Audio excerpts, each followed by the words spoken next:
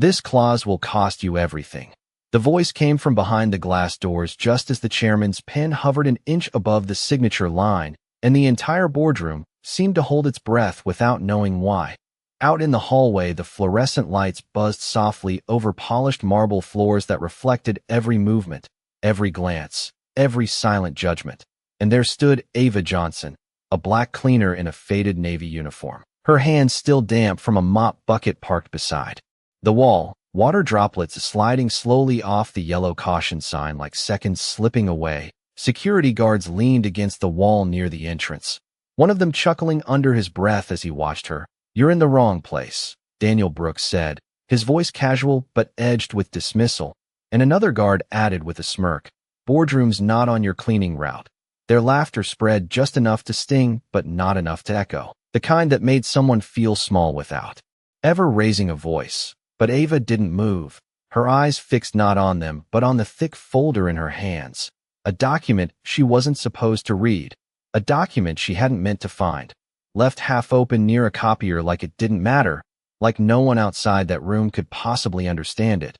But she had, line by line, laid into her shift while the building emptied and the city lights flickered through the windows 30 floors up. She had seen the clause buried deep in the language, quiet, almost invisible, but devastating if ignored. Inside the room beyond the glass, silhouettes of men in tailored suits shifted in their seats, unaware that something had already begun to crack. The chairman, Richard Whitmore, stood at the head of the table, silver hair catching the overhead light, his presence steady, controlled, the kind of man who signed deals without hesitation, without doubt, his pen still hovering, waiting, always precise, always certain, until Ava took one step forward. Just enough for her voice to carry. "Sir, there's a mistake." The hallway went still, not silent, but heavy, like the air itself had thickened. Daniel's smile tightened as he straightened, stepping in front of her now, blocking the doorway completely. "That's enough," he said, reaching for her arm. Not roughly, just firmly enough to guide her away, back to where she belonged, back to invisibility.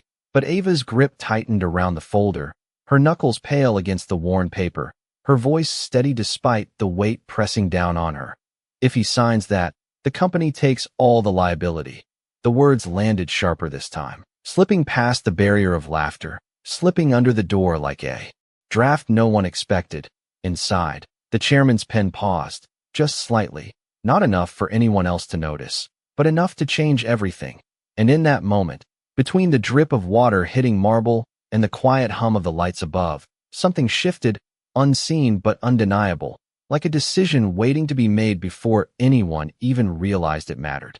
Daniel Brooks tightened his grip on the moment more than on her arm, his posture shifting from casual dismissal to controlled authority, as if the hallway itself had become a boundary he needed to defend. "You need to step back," he said, his voice lower now, more deliberate. But Ava did not resist, and she did not retreat either.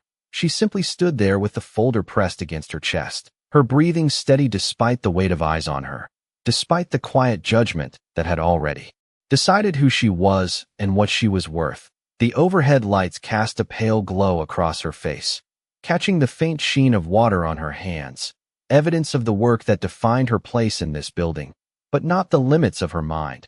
Inside the boardroom, a chair shifted, then another, the subtle scrape of leather against polished floor barely audible through the glass, yet it carried a change in rhythm, a hesitation that had not been there before. Richard Whitmore did not move immediately, but his gaze lowered to the document in front of him, his fingers still wrapped around the pen, the ink untouched, as if time itself had slowed just enough to allow doubt to enter. "What did she say?" one of the executives murmured, his voice controlled but edged with curiosity. Another leaned closer to the contract, flipping pages with a quiet urgency that contrasted sharply with the composed stillness they had maintained moments earlier. Back in the hallway, Daniel let out a short breath, the kind that signaled the end of patience. "This is not your concern," he said, attempting to reassert the order that had always worked before. But Ava's voice came again, not louder, not sharper, just clearer. "Page 14, subsection C. The liability shifts entirely after signing." The words landed with precision, not emotion, not defiance, just fact. And that was what made them harder to ignore. Daniel hesitated for half a second, just enough for uncertainty to flicker across his expression before he masked it again. The other guard shifted his weight, no longer smiling, the earlier amusement fading into something less certain. Inside the room, Richard flipped the page, his eyes scanning quickly at first, then slower, his jaw tightening almost imperceptibly as the meaning settled in. The silence that followed was different now, not empty but dense, filled with something unspoken yet undeniable. One executive cleared his throat, but did not speak.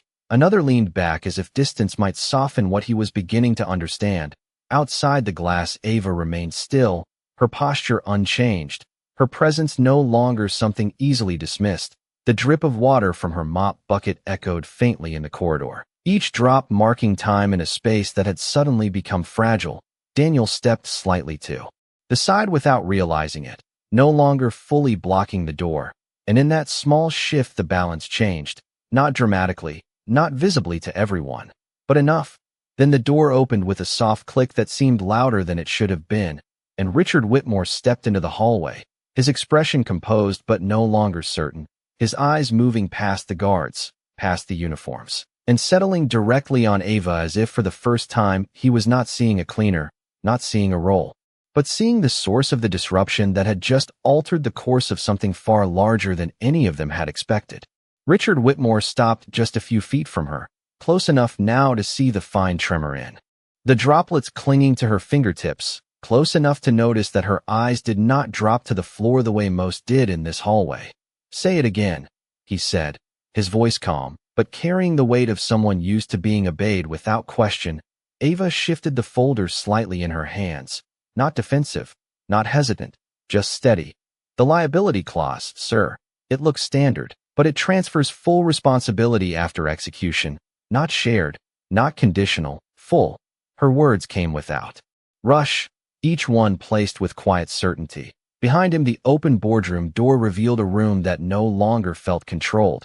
Executives leaned forward now, no longer composed observers, but participants caught mid-realization. One man had already pulled the document closer, tracing the lines with his finger as if the truth might vanish if he looked away. Another adjusted his glasses, scanning faster, then slower, then stopping altogether. Daniel Brooks stood just behind Ava now, his presence no longer authoritative but uncertain, his earlier confidence dissolving into something quieter, more cautious. The second guard had gone still, his gaze fixed not on Ava but on the chairman, waiting for direction that had not yet come. Richard held her gaze for a moment longer, measuring something beyond her words, beyond her uniform. Then he extended his hand, not abruptly, not dramatically, just enough to signal a shift. "Let me see it." Ava hesitated for the briefest second, not from doubt, but from the awareness of everything that moment carried. Then she placed the folder into his hand, the paper edges slightly worn, the ink annotations faint but precise. He flipped it open, his movements controlled, practiced, but his eyes sharper now, more searching.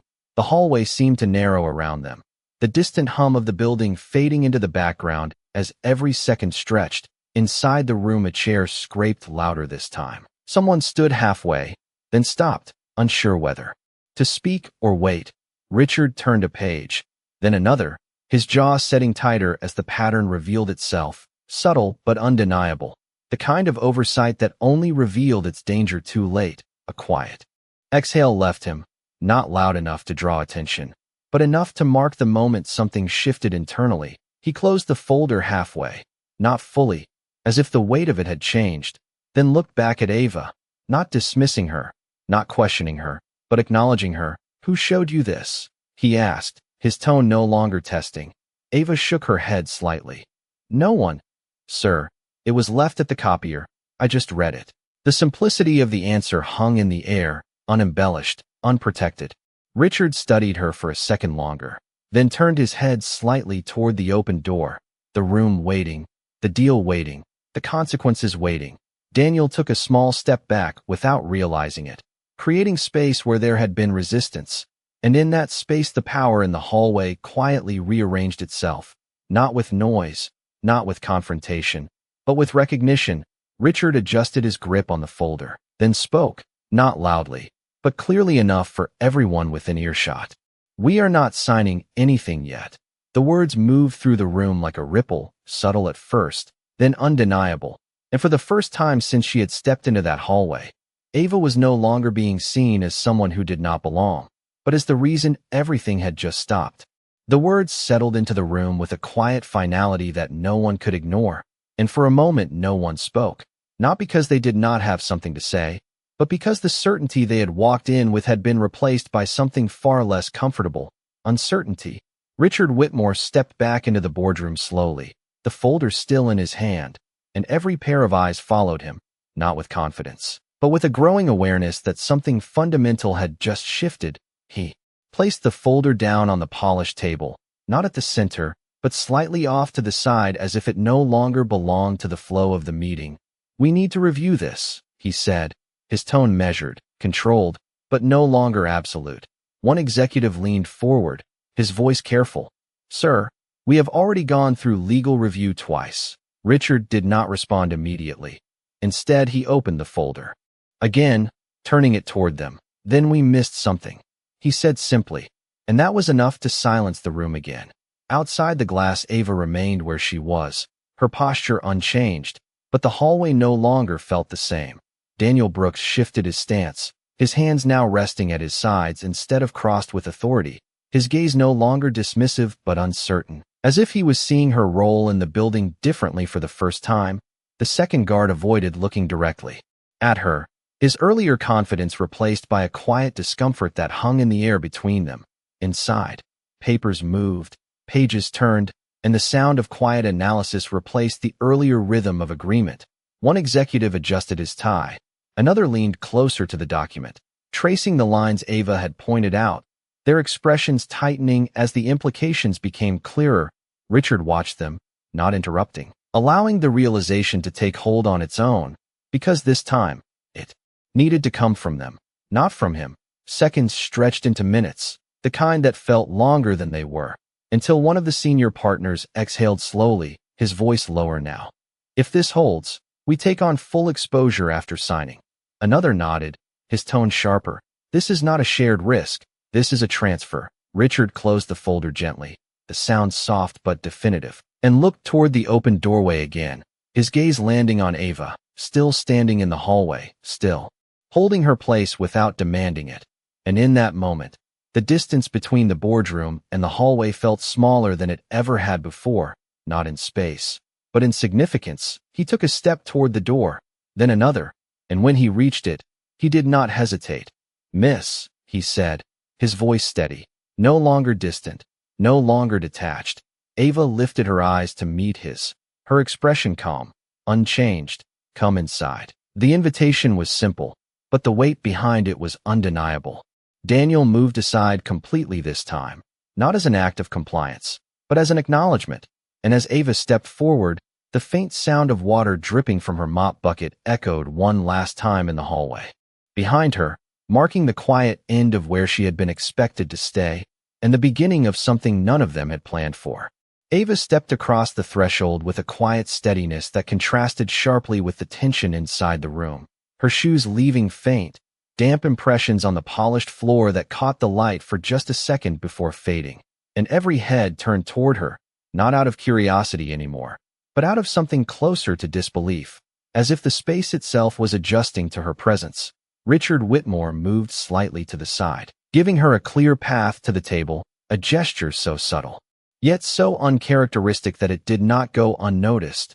"Show us," he said, not as a command, but as an acknowledgement of why she was there. Ava approached the table, the folder already open in her hands, her fingers steady as she placed it down and turned it toward them, her eyes scanning the lines she had memorized hours earlier under dim utility lights. "Here," she said, her voice calm, pointing to a section buried beneath dense legal phrasing. "It looks like a standard limitation clause, but the wording changes after execution. It removes shared liability and places all post-signing risk on your side." One of the executives leaned closer, his brows tightening as he followed her finger. Another adjusted his posture, no longer leaning back in comfort, but forward in concern. The room shifted again, this time not with doubt, but with recognition, Ava continued, not rushing, not over-explaining, just revealing. If anything goes wrong after the deal closes, legal claims, compliance issues, anything, your company absorbs the full impact. There is no protection here. Silence followed. But it was no longer the silence of dismissal. It was the silence of calculation, of realization spreading across minds trained to anticipate risk yet caught off guard by what they had overlooked. Richard watched her closely, not interrupting, not questioning, but listening, truly listening. For the first time in a long time, one of the senior partners exhaled slowly, running a hand across the page. This would have exposed us completely. His voice carried a weight that had not been there earlier. Another executive nodded, his tone more urgent now. And it is written just clean enough to pass review if you are not looking for it. Ava stepped back slightly, not retreating, just creating space for them to see what she had seen, her role shifting from speaker to presence again. But the room did not move past her this time. It stayed with her. Richard closed the folder gently, his expression no longer neutral, but sharpened by something deeper, understanding. How long have you been working here? He asked. The question simple, but layered. Ava met his gaze. 3 months, sir, she replied, her tone unchanged. Richard nodded once, slowly, as if placing that detail into a larger context that was still forming in his mind. Behind her, through the glass, Daniel Brooks stood motionless in the hallway, watching, his earlier laughter now distant, replaced by a quiet stillness that reflected everything he had just witnessed. Inside the room the air felt different, heavier but clearer, like something had been stripped away, revealing what had been hidden beneath. Richard looked around the table, then back at Ava, and for a brief moment, the hierarchy that had defined that room seemed less rigid, less certain, as if the presence of truth had quietly redrawn the lines no one had questioned before. The room did not move right away, as if everyone needed a moment to adjust to what had just happened, the kind of silence that was not empty but full, heavy with realization. Richard Whitmore rested his hand lightly on the closed folder, his fingers no longer tense, just still, while the executives around the table exchanged brief glances that said more than words could. Some nodded faintly. Others stared at the pages as if trying to rewrite what they had just seen. Ava stood a few feet back. Now, her hands relaxed at her sides, the faint moisture on her skin catching the soft overhead light, her presence steady but unobtrusive, as if she understood that this moment was not about claiming space but allowing truth to settle. One of the senior partners leaned back slowly, exhaling through his nose. We almost signed that, he said quietly, not to anyone in particular, just into the space, and no one disagreed, because there was nothing to argue. The evidence was already there, clear and undeniable. Another executive tapped the edge of the table lightly, a small repetitive motion that broke the stillness just enough to remind them time was still moving, but differently now, more cautiously. Richard lifted his gaze and looked around the room, not as a leader issuing direction, but as someone recalibrating the weight of every decision that followed. We take a pause, he said, his tone calm, controlled, but no longer unquestioned authority, more like a shared acknowledgement. We review everything again, line by line. The words landed with quiet agreement, not resistance, because no one in that room could justify moving forward the way they had intended just minutes ago.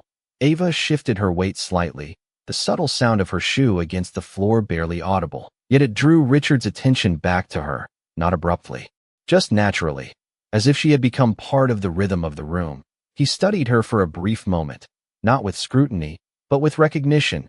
You noticed this on your own, he said, not quite a question.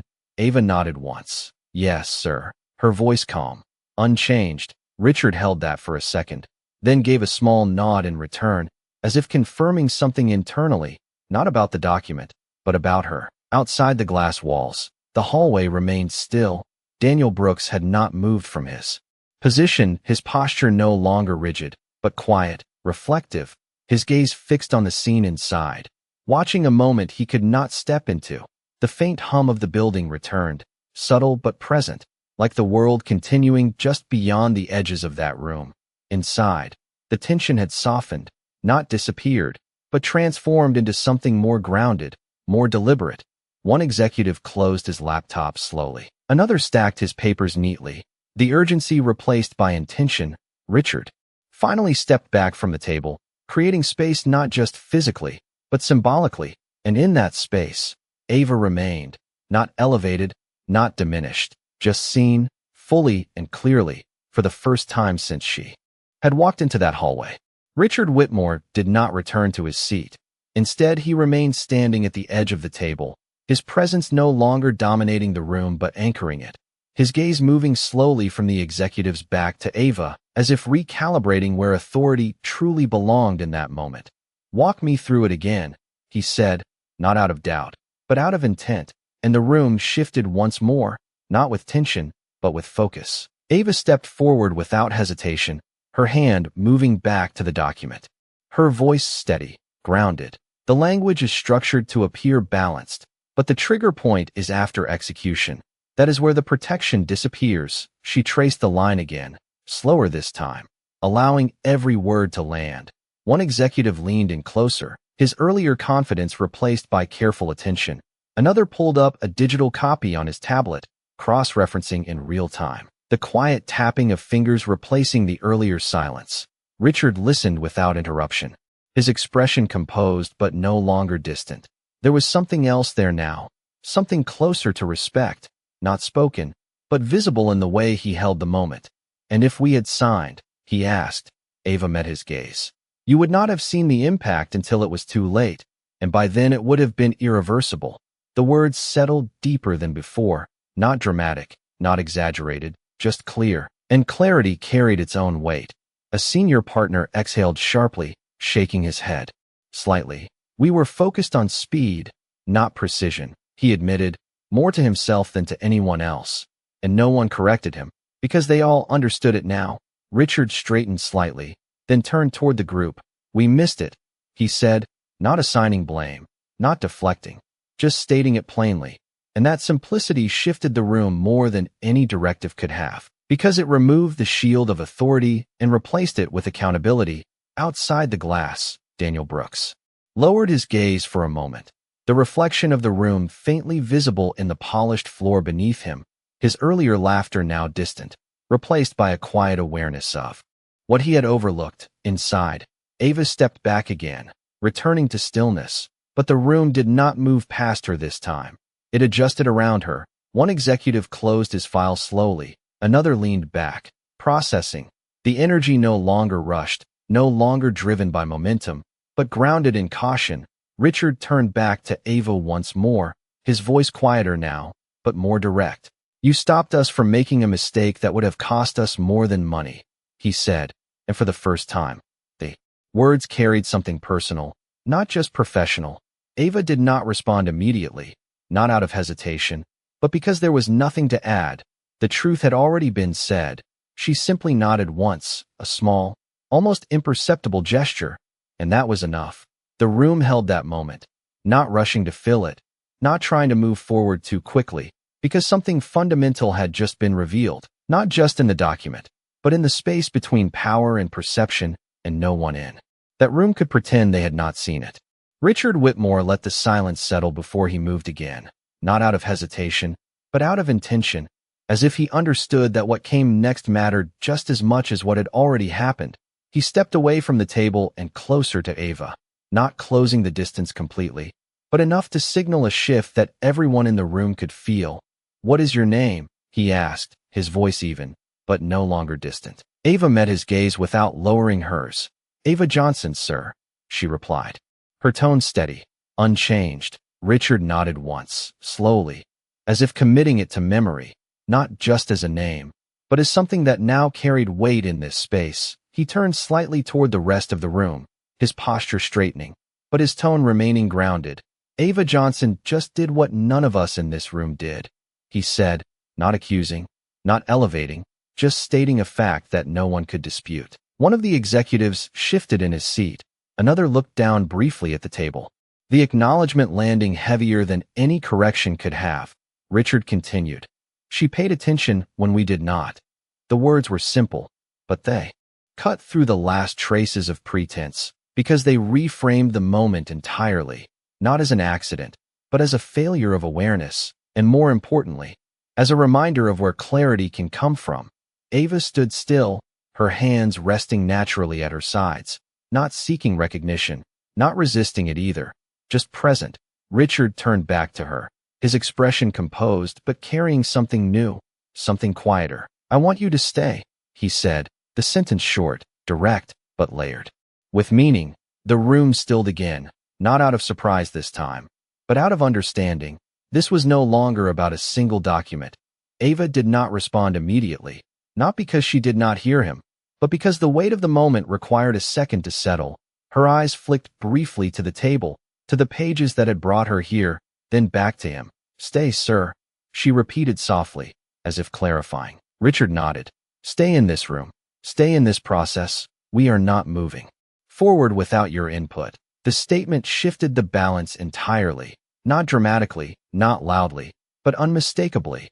One executive leaned back slowly, absorbing the implication. Another nodded faintly, not in agreement, but in acceptance, because there was no reasonable argument against it. Outside the glass, Daniel Brooks lowered his gaze again, his reflection faint in the polished floor. The distance between where he stood and what had just happened inside now impossible to ignore. Inside, the room felt different, not just quieter, but clearer, like something unnecessary had been stripped away, leaving only what mattered. Ava inhaled slowly, her posture unchanged, but something in her presence steadier now, more rooted.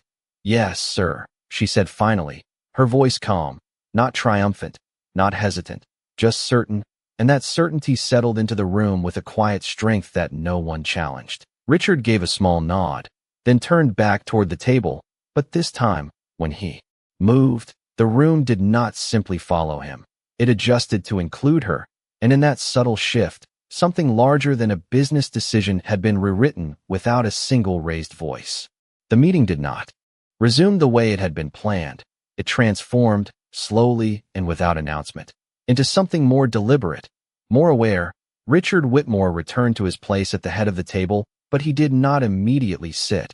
Instead, he rested his hands lightly on the back of the chair, looking across the room not as someone preparing to lead, but as someone recalibrating what leadership meant in that moment. Ava stood to the side of the table, not at the center, not elevated, but no longer peripheral, her presence now part of the structure rather than outside of it. The executives adjusted in their seats, some pulling documents closer, others opening laptops again. But this time the movement was slower, more intentional, the quiet confidence that had filled the room earlier replaced by a careful attention that had not existed before. Richard finally took his seat, but when he did, his first glance was not at the contract. It was at Ava, as if confirming something unspoken. Then, he looked down at the document once more, the same pages, the same ink, but no longer carrying the same certainty. "We start over," he said, his voice steady, but different now, grounded, shared, not imposed. No one questioned it. No one rushed to respond, because the room had already accepted that the pace had changed, that the process had changed, that something unseen before was now impossible to ignore.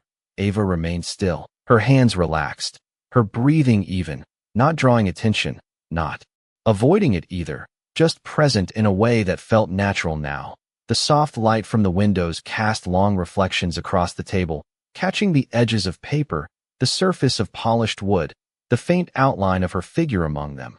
Outside the glass walls, the hallway stood quiet, empty now except for the faint reflection of a yellow caution sign and a mop bucket left where it had been, a reminder of where the moment had started. Inside, one executive paused mid-note, glancing briefly toward Ava before returning to his work. Another nodded subtly, as if acknowledging a shift he could not fully explain.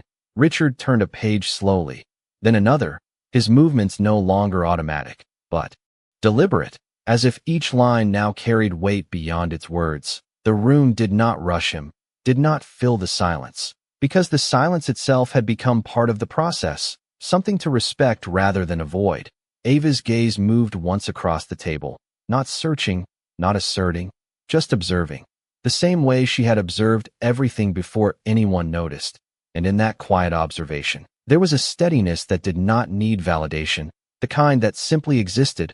Richard set the pinned down beside the document, not as a pause, but as a choice. And in that small gesture, the entire room understood that nothing would move forward the same way again. Not blindly, not quickly, not without awareness. The air felt lighter, not because the tension was gone, but because clarity had taken its place, and clarity did not rush.